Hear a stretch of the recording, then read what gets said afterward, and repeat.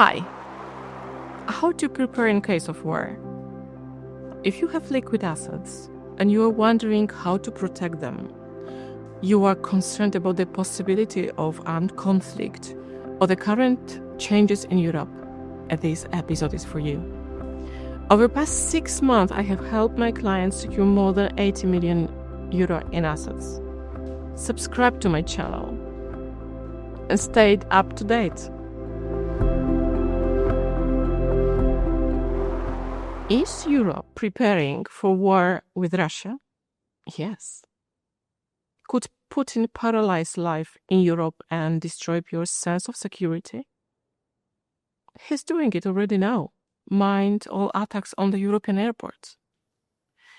Did you know that any crisis in Eastern countries would immediately trigger a massive outflow of capital? That will mean a decrease in strength of our currencies. What consequences could that have for you?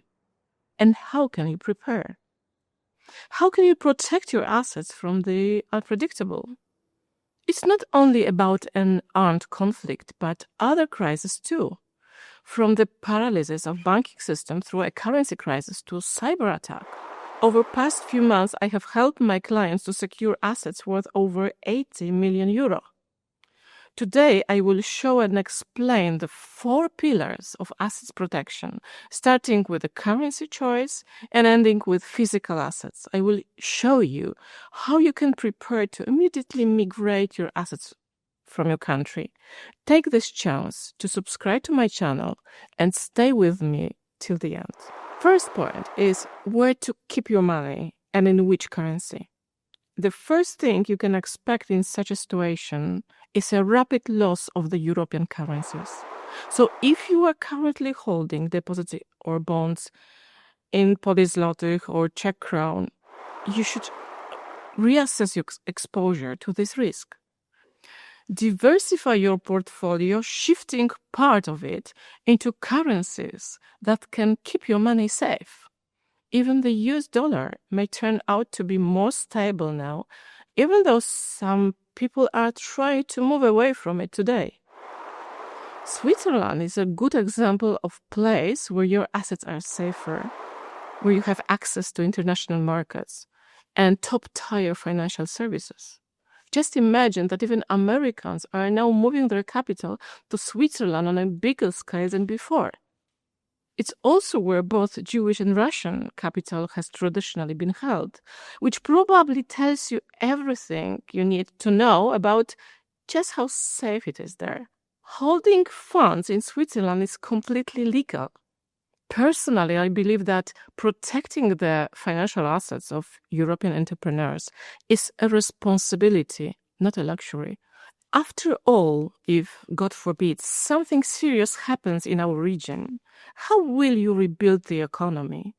Only a strong business sector can do that, and financial strength is the foundation of that recovery. Second point, where to store your documents.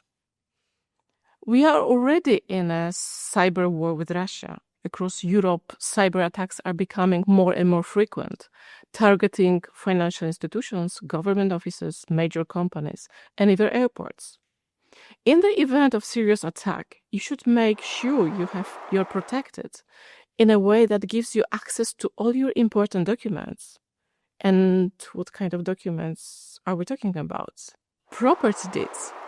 One of the great tragedies after World War II was that many people couldn't prove ownership of their property. That was the case in Poland. My grandfather lost real estate in Warsaw and Pomerania that way. Many of my clients' families have similar stories. Don't repeat those mistakes. Important contracts, records such as agreements concerning your assets, loans, collateral, bank statements, insurance policies, wills, all of these can be securely stored in Switzerland for as little as a few hundred francs. Third point, imagine the banking system is frozen. How can you prepare for this? Is keeping cash in the home country a good idea? US dollar in a foreign bank is much better option.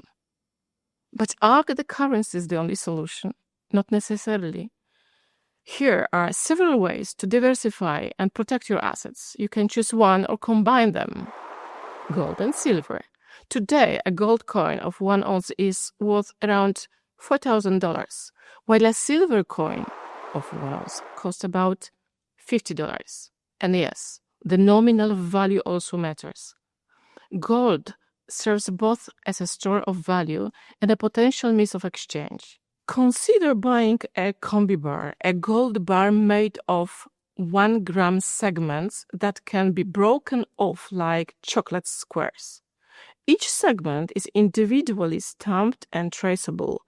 Currently, 1 gram of gold is worth roughly $150. As the price of gold increases, so does the value of the entire combi bar, and with it the amount of services, fuel, or other goods you might need in case of crisis. Bitcoin, holding cryptocurrency in a cold wallet, provides an asset highly resistant to political risk. A gold watch, the great thing about it is that you can always keep it with you. Most people see investing in a gold watch as a symbol of your status. But in my view, if you can afford it, such a purchase should also be seen as a form of protection, a way to secure part of your wealth. There is also another asset that can help preserve the value of your wealth in the long term. It's art. I have witnessed many situations where selling artwork or even entire collection has helped family finances during difficult times. In fact, I personally helped to sell a painting by a well-known Polish artist, which turned out to be a lifeline during a very difficult time when the family's financial assets were frozen in their bank accounts. The downside of art, however, is that it is much less liquid than a gold coin or Bitcoin. Again, imagine that the other person would be buying Bitcoin and another would buy a gold coin, so you should have both. Fourth point, your home. How can you secure your home? I'm not planning to leave my hometown, but I believe that owning a second home abroad gives a valuable sense of security. Here are the destinations my clients often choose, ideally outside the European Union: Switzerland, the United Kingdom, Andorra, or San Marino. These are among the favorites. Each has its pros and cons. For instance, not everyone enjoys rainy Britain. Personally, I prefer Switzerland. There, you can buy a lakefront apartment near Geneva or Lugano for a reasonable price, or even find great deals on the Italian border where properties cost not millions, but a few €100,000. A key advantage of this region is that it's within driving distance from Poland, Czech Republic, or Hungary.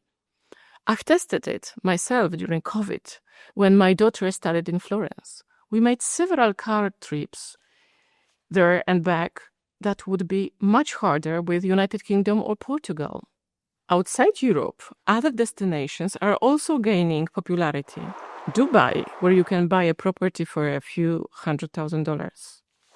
Cape Town, attractive to investors watching macro-level global shifts and diversifying into BRICS countries. You can currently buy an investment apartment there for around $200,000. Today, I mentioned that a second home is a key pillar of your Plan B strategy. If you want to learn about the best destination and understand the legal restrictions when buying property in Switzerland, Italy, or Cape Town, make sure to watch our next more detailed video on this topic, where to invest in real estate. See you there.